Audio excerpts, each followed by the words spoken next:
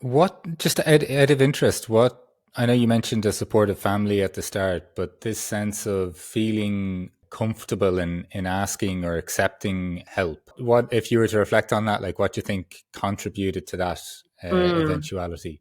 First thing that comes to mind is confidence in myself and self-worth. I think if you don't feel worthy, perhaps you feel like you've got something to prove and you've got to show that you can do X, Y, or Z. And my self-worth largely came from my mum, just in a really casual way. I don't think she made any deal out of it, but just like, yeah, you're a smart cookie. You can go on to do what you want, and giving me that slow self-confidence. Like, just, I wouldn't say it was subtle, but I wouldn't say it was in your face. She also made a point that around grades, she was always like, as long as you're happy. I think maybe happy is a strong word now, maybe content is a better word, but she at the time was using happy. If you're happy, I don't care about your grades. I don't, if you're trying, obviously again around intentions, if you're trying and you're getting a D in something, that's fine. Whereas I know a lot of people whose parents were like really telling them off if this was the case, and criticizing. And I think my mum took a really holistic approach. Like, it's not just about grades, it's about who you are and being kind and helping other people.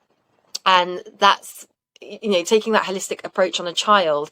And so then I wasn't having a nagging voice in my head every day, which a lot of people experience. I know from conversations with my adult friends, that they've grown up with this. And I see also behaviors around parents towards children, around how parents communicate with children, the way in which they're being told off, or the feedback they're given, or don't do that, it's annoying, rather than maybe you can say the same feedback in a slightly different way, and it completely turns the whole thing around. So for example, around attention seeking, if you change the word to connection seeking, like, how big a difference does that make for the child and for you? They're not attention, they are trying to get your attention, but they're trying to get your connection.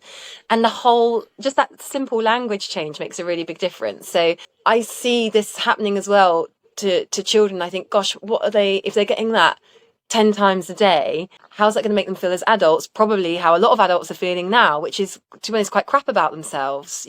So much self-doubt, so much imposter syndrome, so much anxiety, depression. It's rife. And I think a lot of this comes from, not obviously not just from parents, although that's a big part of it. Like, but, and again, it's not even just individual parents, it's how we perceive what is good, what is success for our child. Man, this sense of what if we thought about this as connection seeking rather than attention seeking?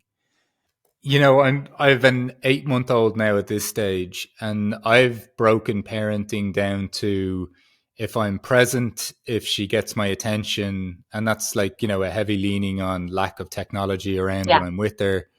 Then if I'm just me, then I'll be fine as a father if I can just allow her be her. Yeah. And just what you're saying there, the significance of your mother saying whatever grades, like I put a I put greater importance on how you're feeling.